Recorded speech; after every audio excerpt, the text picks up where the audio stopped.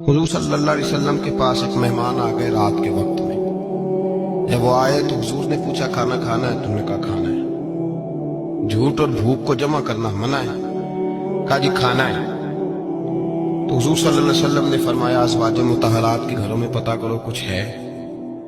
حضرت ام سلمہ کے گھر میں پتہ کیا تو کہا یا رسول اللہ 4 دن سے روٹی نہیں پکی۔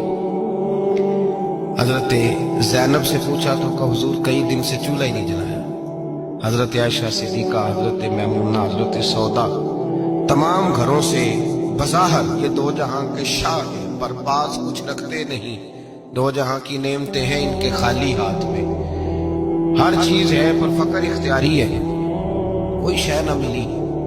نبی پاک صلی اللہ علیہ وسلم نے مسجد میں اعلان کیا، فرمایا کون ہے جو میرے مہمان کو روٹی کھلائے؟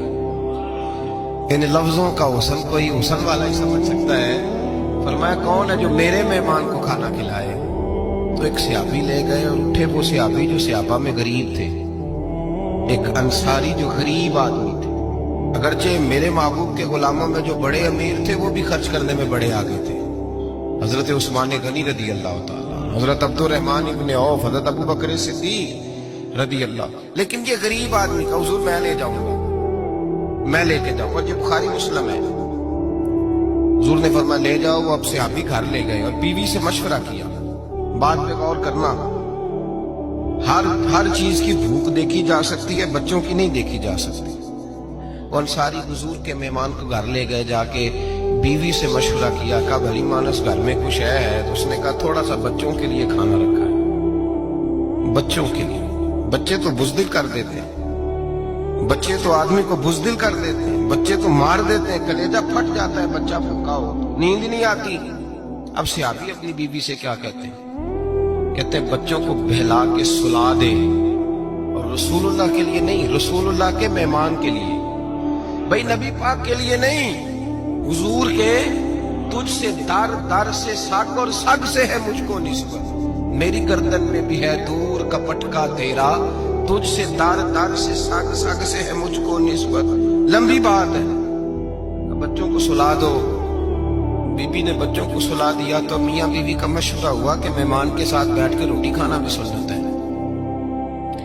تو اب مہمان کے ساتھ بیٹھ کے کھانا بھی ہے تو کھانا ہے ایک دو آدمی کا۔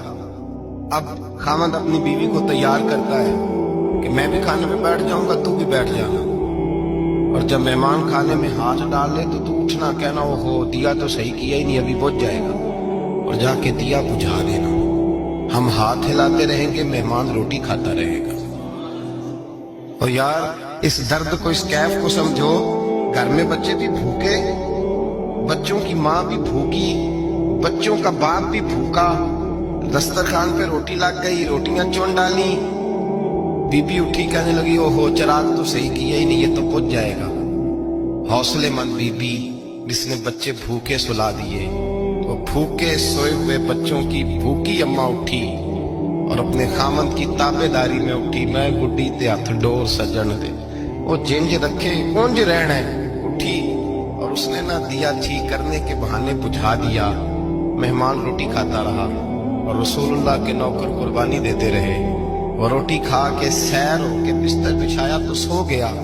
یہ میاں بیوی ساری رات بچوں کی طرف دیکھتے رہے اور غور کرتے رہے اور راضی رہے کہ ہم نے حضور کا فریضہ نبھایا ہے۔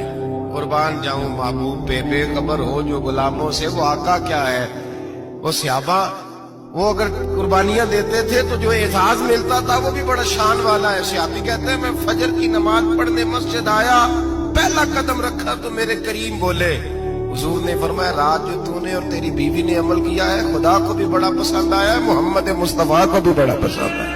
اور پھر ایک لفظ اور ہے حدیث میں، ایک روایت میں کچھ جملے اور بھی ہیں۔ حضور نے فرمایا جب تو اور تیری بیوی رات مہمان کے ساتھ احسان کر رہے تھے نا، تو عرش کا مالک تمہیں مسکرا کے دیکھ رہا تھا، رب تمہیں دیکھ کے مسکرا رہا تھا، رب تمہیں دیکھ کے مسکرا۔ تر دامنی پہ شیخ ہماری نہ جائیے، ہم دامن نہ چھوڑ دیں تو فرشتے وضو کریں، پر میں وہ مسکرا رہا تھا کہ میرے بندے میرے رسول کی رضا کے لیے کیا کر رہے ہیں۔